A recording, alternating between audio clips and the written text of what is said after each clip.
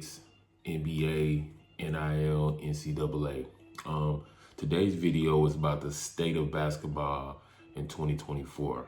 I don't know if you guys know, but I'm located in Helsinki, Finland. I've been living here for the last 10 years. I'm an ex-professional basketball player, and I decided to, stay in Europe and just live my life here. But I've been keeping up with, various topics about basketball. And for somebody who's been out here more than almost 20 years, traveling around the world, playing overseas basketball, I'm just bringing you guys some of the knowledge that I know, and just some of the tips for players who want to develop to come here to play, or just want to take their career in a different direction. Today we're going to talk about a few topics. We're going to talk about the state of basketball in 2024. Recently, I went to the United States, and I visited 2 times this year, and I checked out. I was recruiting for my agency. I'll throw a little shameless plug in there that I'm a FIBA agent, a certified FIBA agent, and my goal is to help young college players who don't make it to the NBA, if they're interested in coming to a place like Finland or up here in the Nordic region, Sweden, Estonia, Denmark, Germany, Iceland, Norway, that I can maybe help you. This is my 9th year here, so I know this market like no other. I've played in this market, also have played around the world throughout the last, I would say, about 15 years. I've been retired since 2019. But just the state of basketball. Where is the state of basketball regarding to all levels, professional, amateur, etc.? Well, let's just start with the high school level. As we know, high school basketball in the United States is not as, I guess you'd say, prominent as it used to be. Now the AAU circuits have taken over basketball, as you can say. I was just recently there visiting, and I went to the Nike EYBL tournament. I attended the session that was in Memphis, and I attended the Atlanta session.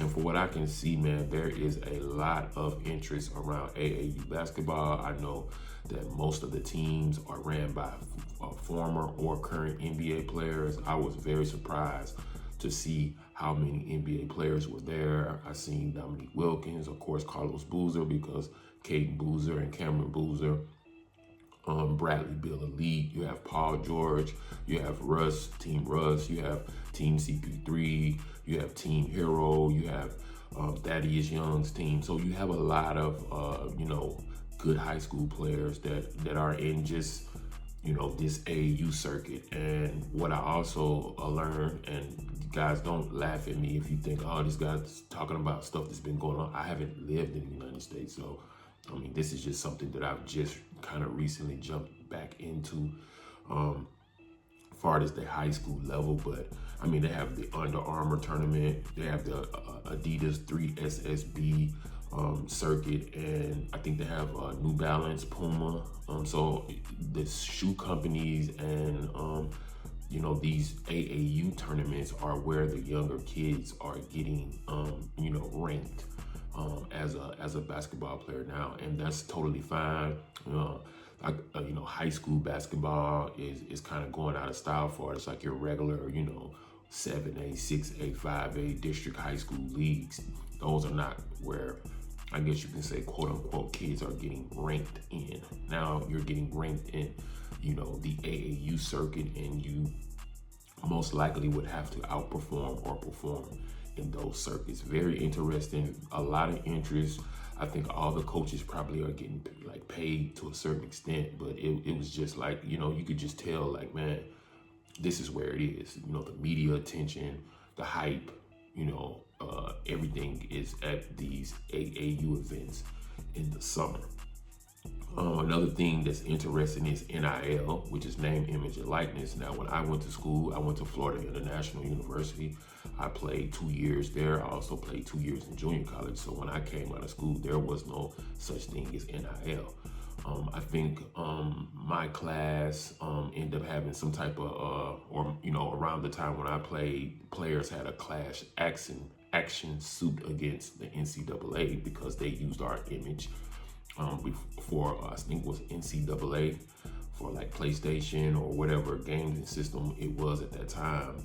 And I think we got $120. So throughout my school, yes, I was on a scholarship all 4 years that I played.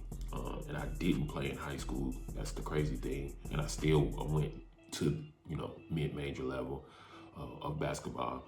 But we didn't get paid. We didn't have any type of situation where we got paid. And so NIL has taken over NCAA sports in general, not just basketball. You're talking about soccer, tennis, every collegiate level of sports, athletics, NIL exists currently. And I think it's good. I think it's good in a way that the kids can set up their, future generation or future, they can set up actually their future pretty much. That's not enough money to set up generational wealth.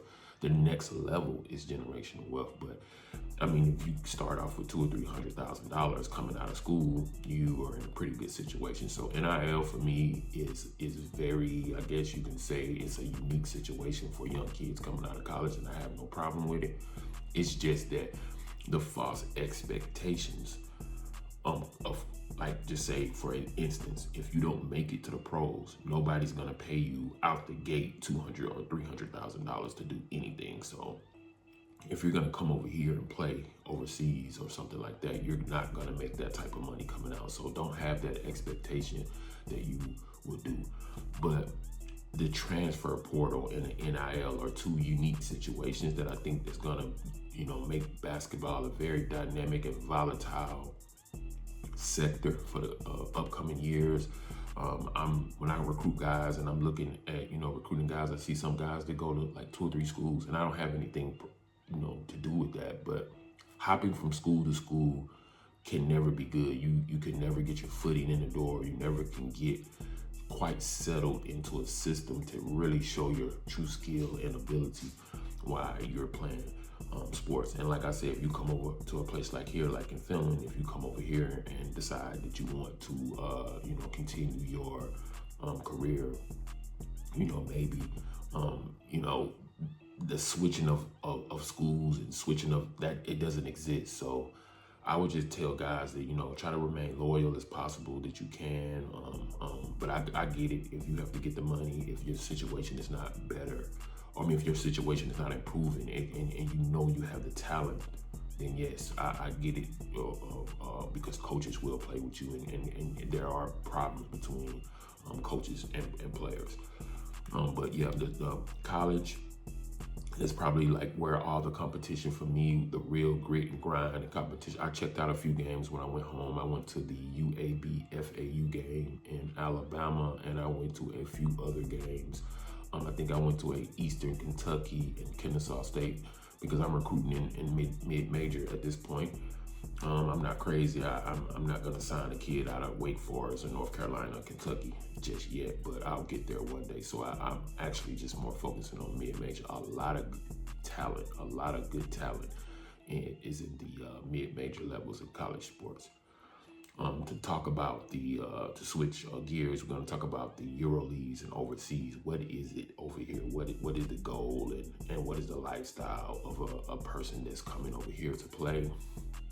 Like I said, I have played overseas for about 15 years. I've been to many countries, including Spain, Romania, Finland, France. I played in Angola. I played in Venezuela, Canada, Saudi Arabia. So I've pretty much been around the world playing sports. And I don't have a big name. I wasn't the best player, but I was decent enough for someone to pay me to play the game. So I guess that I was decent in that sense, but never was the, I don't call myself, the best player ever or nothing like that. But I did what I did, and then, I lived up to it, and I parlayed my life abroad. And yeah, I haven't lived in the United States since probably about 2005. So it is what it is.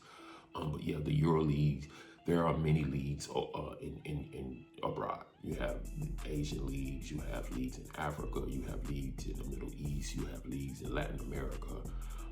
I'm going to just talk about Europe because this is the region that I'm in. I'm located in Finland. So the Finnish league where I am now is called the Chorus Liga. Chorus Liga, you can go check their website. This is more of a startup league for players who want to establish themselves in Europe to go to, maybe next year they go to Romania or they go to France. Pro B, that would be the second division in France, or they would go to the second division in Spain, which are very tough leagues that pay substantially more than Finland. But Finland is a startup league that you come to as a rookie or you come to when you're at the end of your career. Either one would work. If you're in a situation where you're just getting out of college and you're looking for a place to come to play, to get your numbers, to get you 15 points, 7 rebounds, 5 assists, shooting 39%, and 75 to 80% from the line with 1.1 steals. This is the league to come to. You take that stat set or that skill set and then you parlay it to make more money the next year. You have Germany, their top league is BBL. It's a pretty decent league. I think it ranks at the top 5 in Europe. France and Spain is at the top. Italy and Greece are very prominent leagues. You also have Turkey. They're pretty prominent. Israel. You have so many different leagues. You have leagues in Macedonia. You have a league in Kosovo. You have a league in Bulgaria. So pretty much Europe, every European country, which is about 30 something of them, 27 or 28 countries in the EU at the moment, 27 I believe, and pretty much every country has some type of basketball league that pays. I think at any given time there is probably 2,000, import players that come over here. So not quite as many as people believe.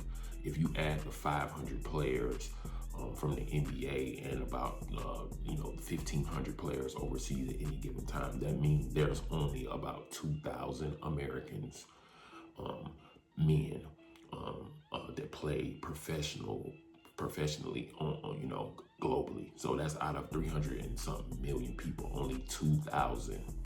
And I'm talking about Americans. I'm not talking about on a global scale. I would say it was probably between 5 to 10,000, men that's playing in all these leagues combined. If you're talking about their local players added to that mix, but only about 2,000 Americans, men are getting paid to play the game of basketball. I would say a little bit, give or take. Just where the state of basketball is, the NBA. What's going on in the NBA? Is the NBA the premier league in the world? Yes, it is. The NBA is still the premier league in the world. The best players in the world still want to play in the NBA. Luka Doncic plays in the NBA. Nikola Jokic plays in the NBA. So if you just ask yourself that question, is the NBA the best league? Yes, the best players from around the world. Giannis Antetokounmpo plays in the NBA. It's the NBA, and as a matter of fact, the NBA is taking over, some sports like the popularity. I think this year it passed the NFL, and maybe global popularity. Like the NBA is maybe, I think it's the 3rd most popular sport in the world at the current moment. Finland is growing. It's not that many people here. It's about 6 point something million people in this country. So it's a very dense, it's not the population density of the country. It's not a big, it's not 15, 20 million people, but basketball here is growing. You have all levels, and they're starting to grow a lot of local talent here through Larry Markkinen, who plays for the Utah Jazz. He started that trend about almost 9 to 10 years ago. When I first came here, he was I think he was in high school, and that was like the first player I played against, because they play against pros when they're young. So the NBA, with its new with its new media rights deal, with $76 billion, you're talking about streaming, Amazon,